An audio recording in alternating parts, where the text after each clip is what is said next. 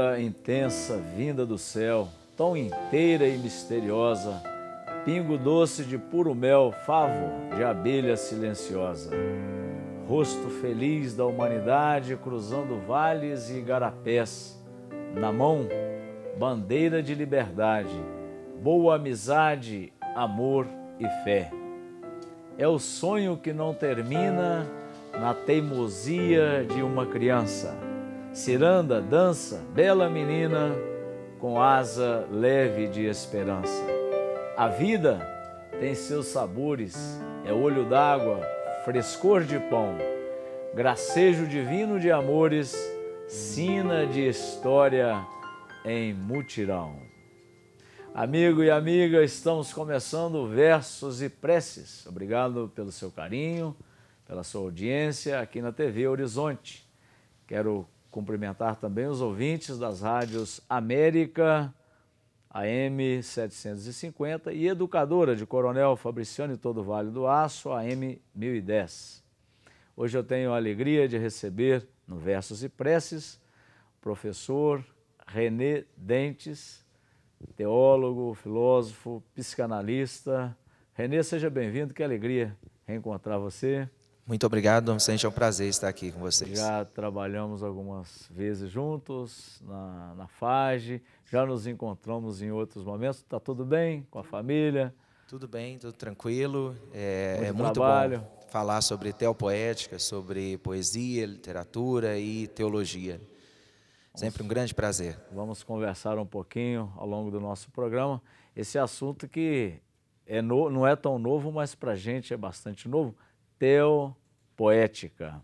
Tem tudo a ver com o nosso programa aqui, Versos e Preces. Também recebo o músico Emerson Oliveira. Tudo bem? Tudo bem, um prazer para mim estar aqui, né? Trazendo um pouco da minha arte e tocando um pouco de música. Pianista, Emerson? Pianista. Muito trabalho, muita apresentação, estudo? Graças a Deus. Bastante trabalho, bastante estudo, né? E estamos aqui. Veja bem, você, amigo e amiga, será um programa bastante interessante. Nós vamos combinar teologia, poesia e música. Tudo a ver. Fala de Deus, da vida, da cultura. Por isso, antes de nós entrarmos no tema de nosso programa, vamos ao nosso espaço proclamar a palavra, que é a nossa motivação primeira do projeto arquidiocesano, escutando o Evangelho desse domingo. O Evangelho nos inspira na caminhada da semana e vamos celebrar nesse domingo do tempo comum, o 22º domingo do tempo comum. O Evangelho é de Marcos, capítulo 7, versículos de 1 a 8, 14 a 15 e 21 a 23. Ouçamos o Evangelho de Jesus. Naquele tempo, os fariseus e alguns mestres da lei vieram de Jerusalém e se reuniram em torno de Jesus. Eles viam que alguns dos seus discípulos comiam o pão com as mãos impuras, isto é, sem as terem lavado. Com efeito, os fariseus e todos os judeus só comem depois de lavar bem as mãos, seguindo a tradição recebida dos antigos. Ao voltar da praça, eles não comem sem tomar banho. E seguem muitos outros costumes que receberam por tradição. A maneira certa de lavar copos, jarras e vasilhas de cobre. Os fariseus e os mestres da lei perguntaram então a Jesus: por que os teus discípulos não seguem a tradição dos antigos, mas comem o pão sem lavar as mãos? Jesus respondeu: bem profetizou Isaías a vosso respeito, hipócritas, como está escrito: este povo me honra com os lábios, mas seu coração está longe de mim. De nada adianta o culto que me prestam, pois as doutrinas que ensinam são preceitos humanos. Vós abandonais o mandamento de Deus para seguir a tradição dos homens. Em seguida, Jesus chamou a multidão para perto de si e disse: escutai todos e compreendei. O que torna impuro o homem não é o que entra nele vindo de fora, mas o que sai de seu interior. Pois é de dentro do coração humano que saem as más intenções, imoralidades, roubos, assassínios, adultérios, ambições desmedidas, maldades, fraudes, devassidão, inveja, calúnia, orgulho, falta de juízo. Todas estas coisas más saem de dentro e são elas que tornam impuro o homem. O que é impuro vem de dentro do coração. Nós temos nesse texto uma bela mensagem para a nossa vida. No fundo de nós mesmos moram o amor e a maldade.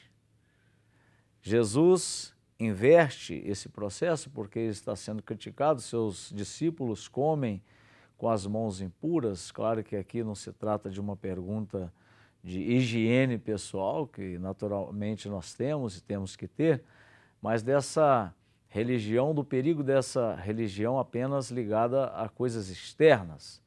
E Jesus remete aos seus discípulos para a questão do coração, de onde a nossa vida é movimentada, onde estão as razões mais profundas da nossa vida. Gostaria que a partir desse evangelho também, amigo e amiga, nós pensássemos nas nossas religiões hoje, na nossa prática religiosa. Nós como cristãos, católicos, será que muitas vezes também não temos esse perigo de ligar as coisas apenas a práticas externas e não transformar o fundo da nossa alma, o nosso coração? Uma religião que não transforma a vida por dentro não tem sentido para nós. Não é a religião de Jesus, não é a espiritualidade de Jesus. Pensemos nisso e celebremos mais um domingo, mais uma semana na graça de Deus. Está aqui comigo o professor René Dentes. Uma mensagem boa do Evangelho, né, René? Essa questão do coração, da alma, do fundo de nós. Claro, acho que é até um motivo para iniciar até o Poética, né? É aquele motivo assim que é essencial, né? Falar sobre o ser humano a partir de Deus, né? E a relação, né? Deus com o homem. Então, nada melhor do que utilizar a poesia, o poético, né? O literário, que as próprias escrituras também fazem isso. Vários de seus livros são poéticos, né? Como os próprios livros poéticos, Salmos, por exemplo, né? Creio que o próprio Jesus eu consigo vê-lo também nas suas parábolas, nas suas metáforas, com muita poesia, sempre remetendo a essa questão do coração do ser humano, do valor da pessoa, da dignidade. Exato. E se a gente pensar na força da parábola, né? Ela consegue falar sobre o universal, sobre o homem, sobre Deus, e, de certa forma, ela é imutável, né? Ela vai passando pelos tempos com aquela essência, mas se adaptando também às realidades. Então, ela fala sobre algo que é da ordem do infinito, da ordem do transcendente, né? Sem deixar de falar sobre o humano. Isso que é muito forte. Jesus usa muito o poético para dizer e alcançar o coração humano. Isso é muito poético na sua essência. Daqui a pouquinho nós vamos conversar especificamente sobre o que é isso, né? Teopoética, mas antes, Emerson, a questão da... Só um pouquinho, vamos conversar um pouquinho sobre essa questão da música. Você, na sua experiência musical, porque a música tem uma linguagem universal, né? Toca todo o coração humano, por assim dizer, os diversos tipos de música. Toda a cultura tem música. Como que você vê essa questão também da música que toca o mistério, que toca o mais profundo do ser humano, nas suas produções, nas suas canções, nas suas apresentações?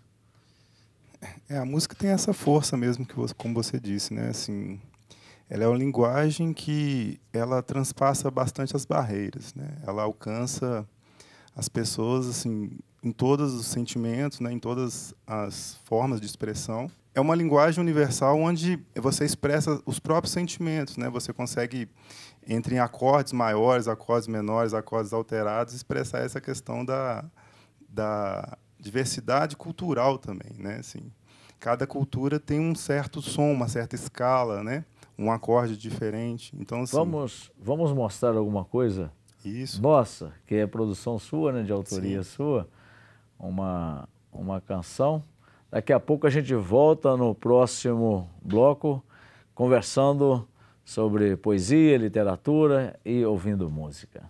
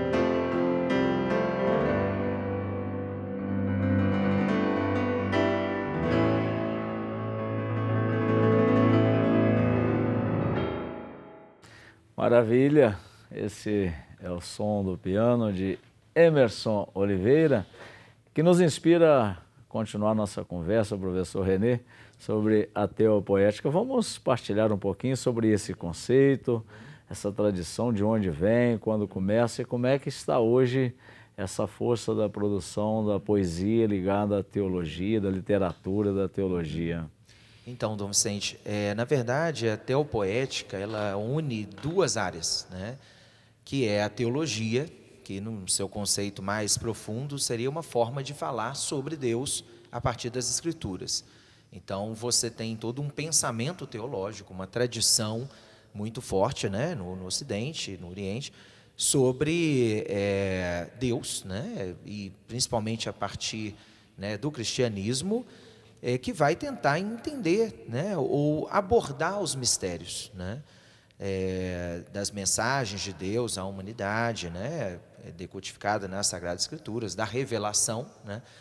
Mas, de certa forma, a teologia, ela trata de temas tão profundos que precisa também de uma dimensão poética, ou que ela, na sua essência, já tem uma dimensão poética, né?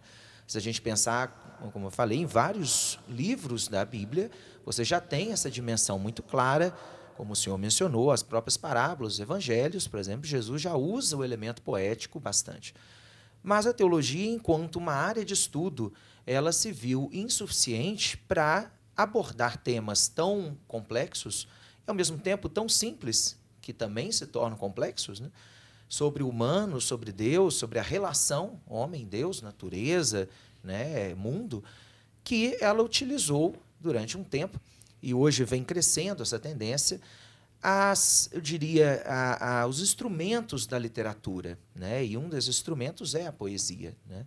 Falar de Deus a partir da dimensão poética, falar de Deus a partir da literatura, né? Então, se a gente percebe, por exemplo, durante o século XX, nós tivemos vários autores literários que trabalharam Deus, mas não a partir da teologia. Ou seja, eles falaram de Deus, falaram da fé, falaram dos mistérios, mas a partir da poesia, a partir dos contos, a partir de narrativas, de romances, que não utilizando uma ciência, né, ou uma área do saber como a teologia, mas que, no fundo, implicitamente, existiam laços com a teologia.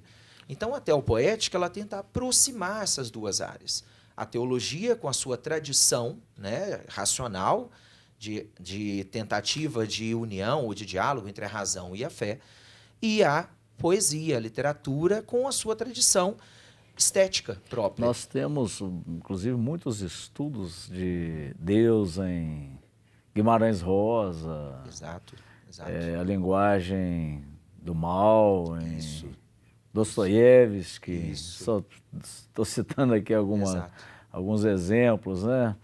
Que é essa forma também de abordar, de extrair de autores que são da literatura, temáticas sobre Deus, sobre o bem, sobre o mal, isso aí também tem a ver com teopoética. Exatamente, porque se a gente for analisar, existem alguns temas constantes da teologia, né? O mal, como o senhor mencionou, o perdão, a liberdade, o sentido da vida, da existência, o pecado, a salvação. E esses conceitos foram também trabalhados pela literatura, né? Se a gente pensar, por exemplo, uma poetisa muito estudada na teopoética, a Adélia Prado, por exemplo, que trabalha temas como corpo de forma assim belíssima, né? A partir de questões espirituais, religiosas, algumas vezes mencionando a tradição bíblica, outras não, mas que, no fundo, são temas do humano e do religioso, do sagrado, né? Que essa é um ponto assim, que a teopoética acho que traz de muito importante, de tentar reaproximar o humano do sagrado, para mostrar que, nos tempos atuais, não há como falar de forma distanciada o sagrado do humano, né? Então, falar numa poesia sobre o corpo, isso é algo que, da vulnerabilidade do corpo, por exemplo, é algo mais sagrado possível, né? Não há mais sagrado a não ser passando pelo humano. E a poesia, a literatura tem essa função. Essa questão da poesia como uma linguagem que inaugura mundos, que cria horizontes, que abre perspectivas, isso é uma coisa muito forte e muito importante para a teologia. Inclusive, num contexto de pós-modernidade, desse tempo tão diverso que nós temos, querer fixar a teologia numa linguagem estritamente científica, até trairia a própria questão de Deus, que se trata também de mistério. Exatamente. E aí eu me lembro de um filósofo que eu gosto bastante, que é o Paul Ricoeur, um dos maiores filósofos do século XX. Inclusive, recentemente você esteve na Europa? Isso. Em Paris? Isso, participando lá de um congresso, um Paul Ricoeur, onde tem os arquivos desse filósofo, né? Era um filósofo. Você é um pesquisador de Paul Ricoeur? Sim, eu sou um pesquisador de Paul Ricoeur. E o Paul Ricoeur, ele foi um filósofo cristão, né, do século XX, ele morreu em 2005, era muito aclamado, muito admirado pelo Papa João Paulo II, né, que chamava o Paul Ricoeur, junto com outro grande filósofo, Levinas, para sua residência de verão, né, para bater um papo, né, e aprender um pouco também sobre essa dimensão da literatura e da filosofia. E o Paul Ricoeur, ele tinha um conceito de extravagância nas Sagradas Escrituras. Ele dizia assim, por que as Sagradas Escrituras e a teologia, ela precisa, de certa forma, ela vem chamar a poesia? Porque alguns temas da literatura são temas, da teologia, melhor dizendo, são temas que ultrapassam um sentido fechado, ultrapassam qualquer racionalidade. Por exemplo, se a gente pensa no próprio tema do perdão, é um tema que eu trabalhei na minha tese de doutorado em teologia, não dá para falar sobre o perdão de uma forma racional. Por quê? Porque o perdão, se você olhar a racionalidade, é a racionalidade da reciprocidade. Ou seja, eu faço uma ação, ela tem uma consequência. O perdão, ele quebra essa lógica. Então, para abordar o perdão, você precisa da extravagância, ultrapassa o sentido, e aí entra o mistério. Aí a teologia, ela, com a sua força, ela dá conta disso, mas quando entra a literatura, entra uma outra dimensão, abre-se um outro horizonte. Você está falando de coisas tão importantes para a gente continuar pensando um pouquinho. Vamos um pouquinho mais de música para a gente passar para o terceiro bloco do programa. Pensando em tudo isso, em poesia, em perdão, em extravagância, daquilo que é mistério, nós podemos ter mais uma canção, Emerson.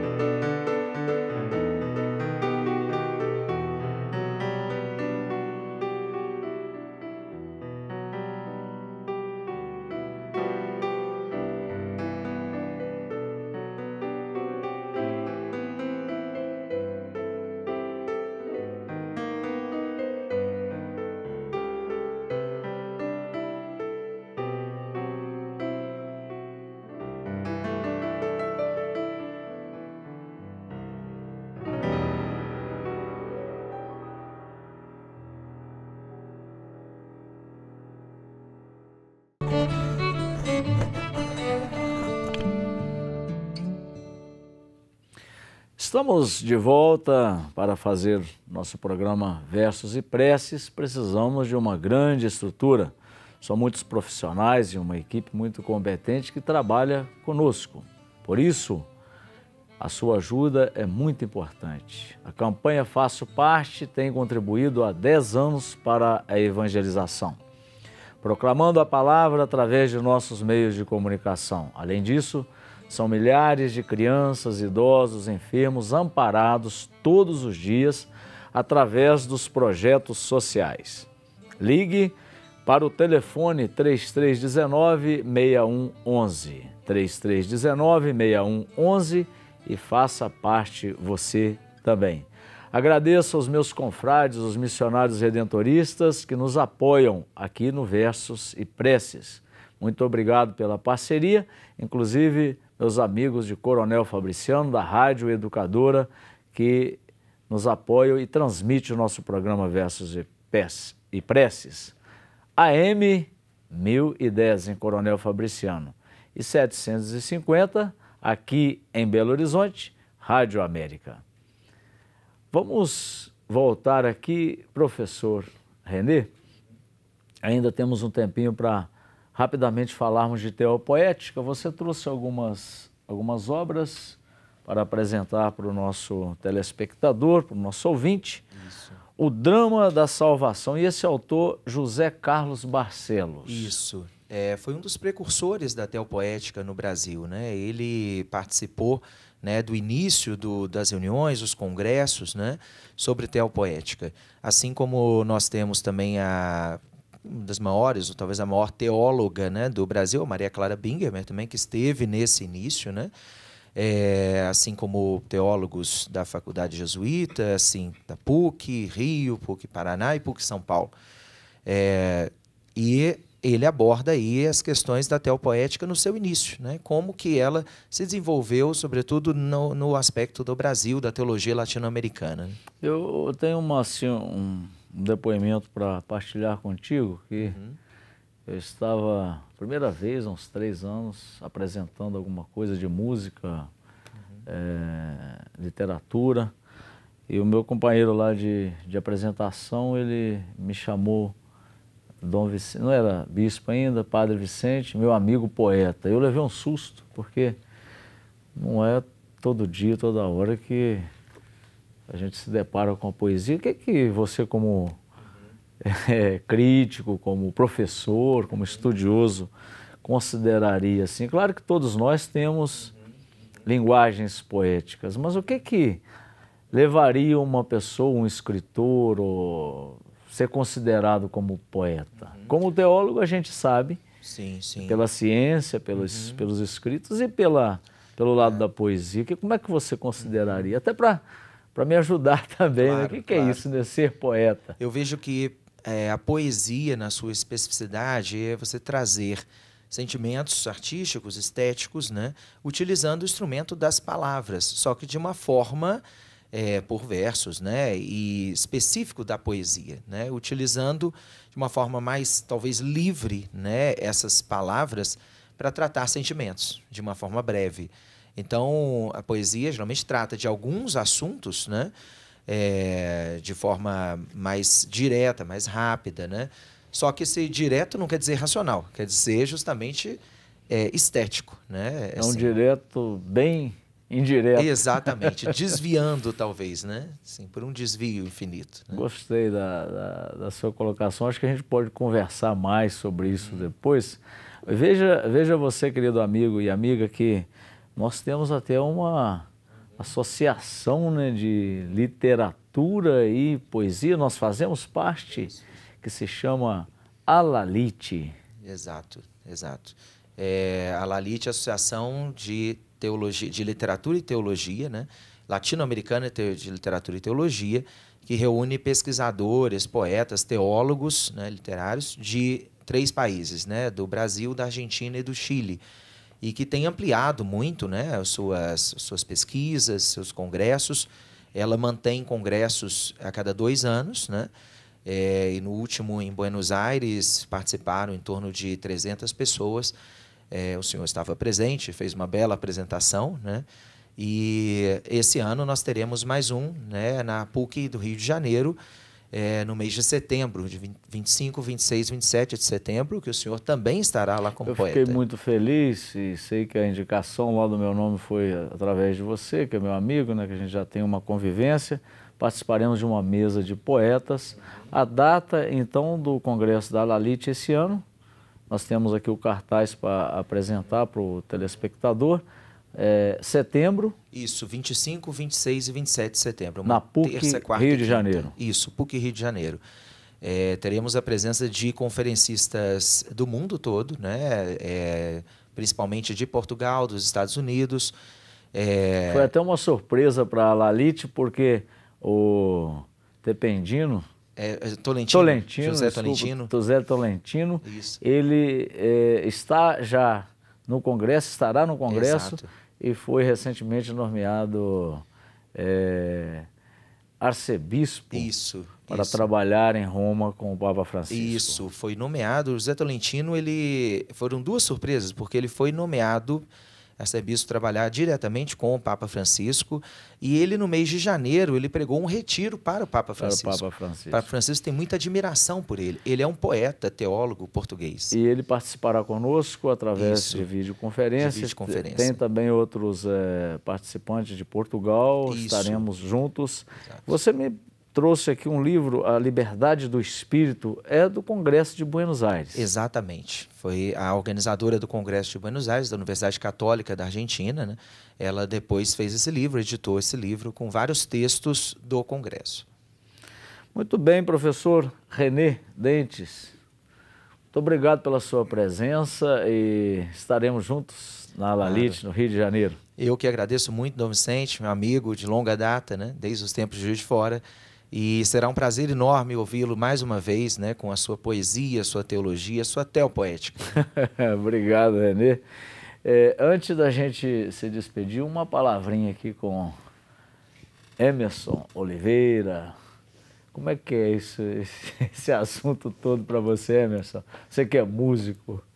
Tá bem ligado. A música é poesia, né? Sim, claro, né? Apesar de eu estar tocando de forma instrumental, mas também repassa isso, né, a poesia.